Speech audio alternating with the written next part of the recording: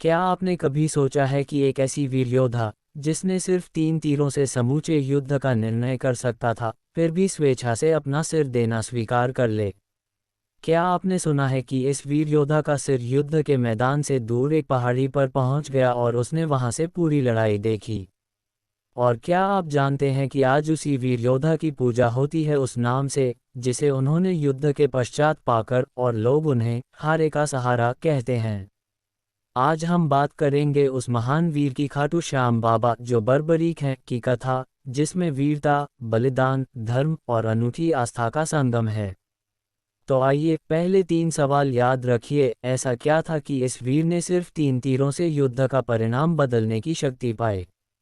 आखिर क्यों और कैसे उसने अपना सिर देने का निर्णय लिया, लड़ने के बजाय? और आज, उस घड़ी से हजारों वर्ष बाद, उसे हारे का सहारा क्यों कहा जाता है? इन सवालों के उत्तर हमें कहानी में मिलेंगे। चलिए शुरुआत करें। सबसे पहले चलते हैं समय रेखा में पीछे, उस युग में जहां भीमा पांडवों में से एक थे। उनके पुत्र थे घटोत्कचा, और घटोत्कच के पुत्र हैं बर्बरीक, जिन्हें आज हम खाटू श्याम बाबा के नाम से जानते हैं। बताया जाता है कि बर्बरीक का जन्म बहुत बहुत शक्तिशाली हुआ, बाल्य से ही ऐसा कि उनके बाल शेर जैसी ताज जैसी थे, इसलिए बर्बरीक नाम पड़ा। उनकी माता थी नागकन्या मोरवी कमकंटकता और पिता घटोत्कच। उन्होंने अपने मां के मार्गदर्शन में युद्ध कला सीखी और बाद में शिवा एवं अन्य देवों से विशेष अस्त्र शस्त्र प्राप्त किए, विशेषकर 3 दिव्य तीर।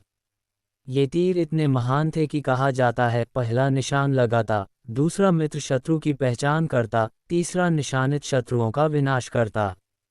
तो एक ओर वंश गौरव, दूसरी ओर असाधारण सामर्थ्य, इस महान पात्र की तैयारियां चल रही थीं। अब समय आ गया था उस महान युद्ध का, कुरुक्षेत्र वो। पांडव और कौरव, धर्म और अधर्म के बीच महायुद्ध। बर्बरीक भी वहां आ पहुंचे थे, लेकिन एक अनूठी प्रतिज्ञा के साथ। उन्होंने कहा था कि जिस पक्ष पर युद्ध में अंततः हार होगी, मैं उस पक्ष की सहायता करूंगा। कल्पना करिए इस प्रतिज्ञा के साथ, जो ऐसा योद्धा हो जिसके पास ऐसी शक्ति हो कि युद्ध आसानी से समाप्त हो सकती हो। क्या वह सीधा युद्ध में उतरता या फिर कुछ और निर्णय लेता? यहाँ पर आता है एक रोचक मोड़। कृष्णा ने बर्बरीक की परीक्षा ली।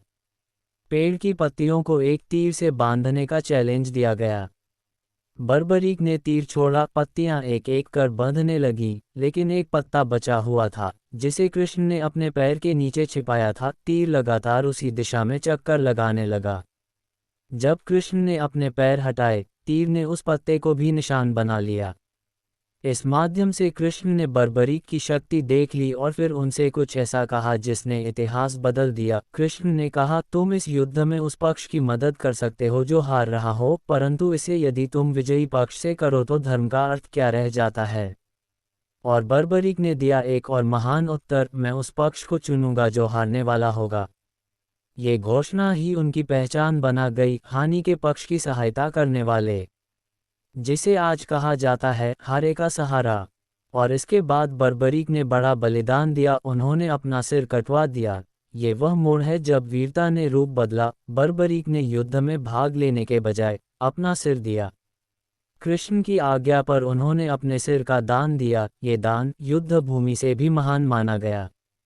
कृष्ण ने इस सिर को एक पहाड़ी पर स्थापित किया ताकि बर्बरीक उस स्थान से युद्ध की पूरी गाथा देख सकें। एक विस्मय दृश्य। युद्ध के बाद पांडवों ने पूछा, किसकी कृपा से यह विजय मिली? बर्बरीक के सिर ने उत्तर दिया, ये सब कृष्ण के कृपा व रणनीति का परिणाम है। कृष्ण प्रसन्न हुए और उन्होंने बर्बरीक को वरदान दिया कि युगों युगों तक कलयुग में तुम श्याम के नाम से पूजे जाओगे, और जो दिल से तुम्हें याद करेगा उसकी मनोकामनाएं पूरी होंगी। यही कारण है कि आज उन्हें कहा जाता है शीश का दानी, हारे का सहारा। आइए यहाँ एक पल के लिए सोचें, एक योद्धा जिसने शक्ति माध्यम से जीत दिला सकता था, लेकिन धर्म बोध ने उसे बलिदान की राह दिखाए। यही कहानी हमें बताती है कि असली विजय क्या है,